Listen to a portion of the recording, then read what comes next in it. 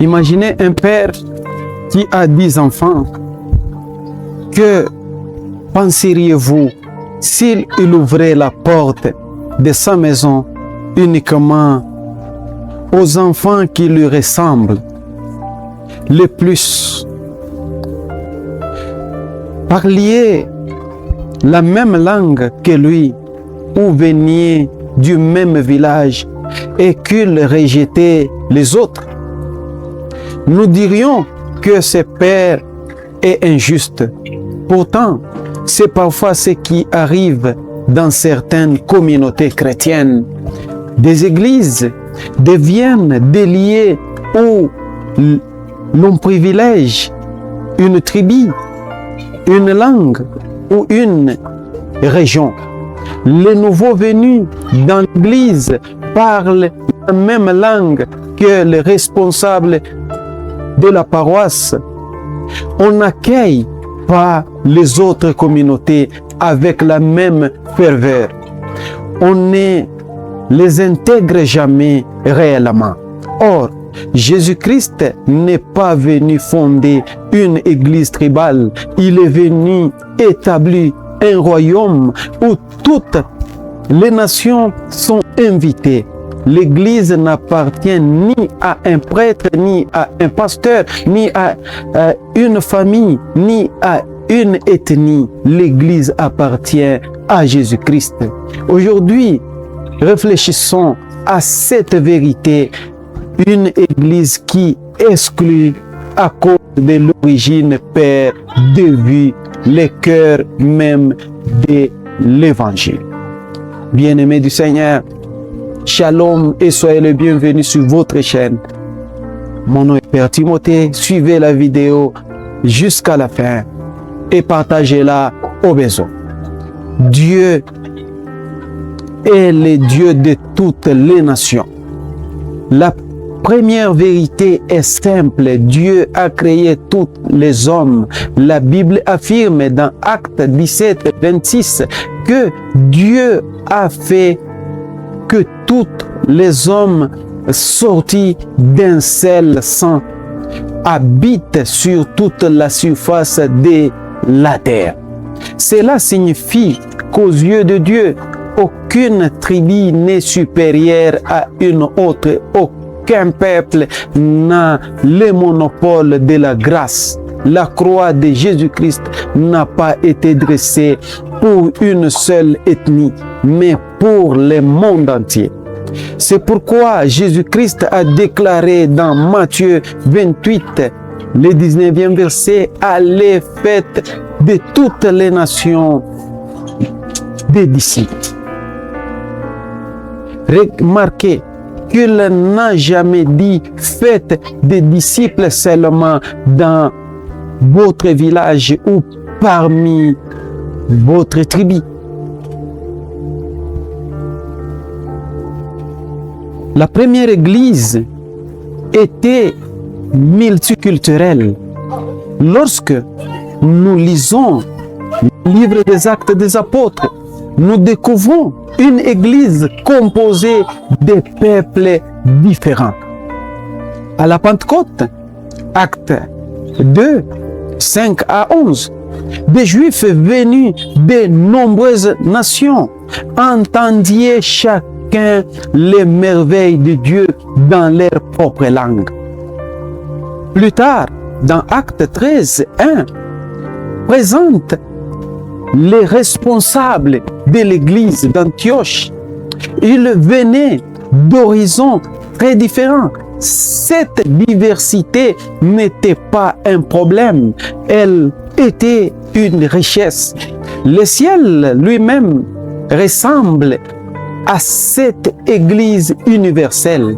Apocalypse 7, 9 décrit une foule immense composée de toutes les nations, tribus, peuples et langues adorant Dieu ensemble. Si le ciel sera ainsi, pourquoi nos églises voudraient-elles devenir des clubs ethniques? Le danger du tribalisme dans l'église aujourd'hui. Le tribalisme produit plusieurs blessures. D'abord, il ferme la porte à ceux qui cherchent Dieu. Ensuite, il crée des clans.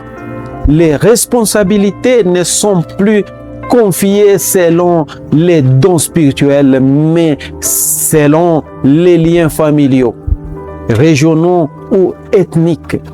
Enfin, il détruit les témoignages de l'Église. On entend parfois dire c'est l'Église des Kasaïens, c'est l'Église des Katangais, c'est l'Église des Congo, c'est l'Église des Pangala. Quand une assemblée est connue davantage par son identité ethnique que par la présence de Jésus-Christ, elle doit s'interroger sérieusement. Il est important de préciser qu'il est normal que certaines communautés utilisent une langue locale dans leur village pour répondre aux besoins de leurs fidèles dans leur village, bien sûr. Le problème ne vient pas de la langue elle-même, mais lorsque l'origine devient un critère d'accueil, de baptême, de responsabilité ou d'appartenance, ça devient un problème. Jésus-Christ détruit les murs de séparation. Dans Éphésiens chapitre 2, le 14e verset, Saint Paul affirme: Christ est notre paix. Des deux peuples, il en a fait qu'un, en détruisant les murs de séparation. La mission de l'Église est de renverser les barrières, pas de les reconstruire. Dans Galates 3, le 28e verset, Saint Paul ajoute: il n'y a plus ni juif ni grec, car vous êtes tous un en Jésus-Christ. L'identité chrétienne est plus forte que l'identité ethnique. Aujourd'hui, demandons-nous honnêtement, une personne d'une autre tribu se sent-elle réellement chez elle dans notre église ou dans nos assemblées ou pas? Les responsabilités sont-elles confiées selon les dons ou selon l'appartenance? Nos chants, notre accueil et notre manière de vivre permet-il à chacun de trouver sa place au sein de l'Église ou pas? Si un étranger entre aujourd'hui dans notre Église, verra-t-il la famille de Dieu ou une communauté fermée?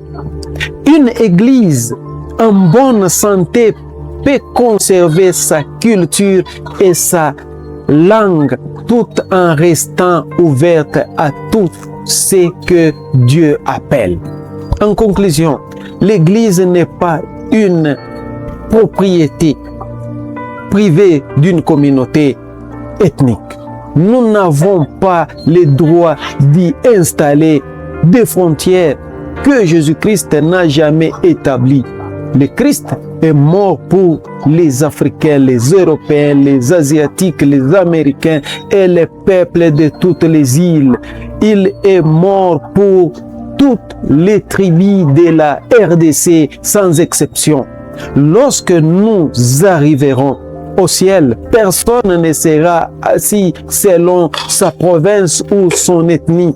Tous les adorateurs, les mêmes places, c'est là où nous allons nous retrouver. Aujourd'hui, vivre cette réalité que nos églises ne soient pas connues comme les églises d'une tribu, mais comme des églises de Jésus-Christ, où chacun peut être aimé, grandi dans la foi et servir selon les dons que Dieu lui a donnés.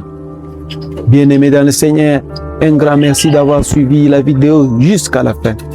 veuillez la partager avec les autres. Et surtout, si vous n'êtes pas encore abonné, veuillez vous abonner. Que Dieu vous bénisse.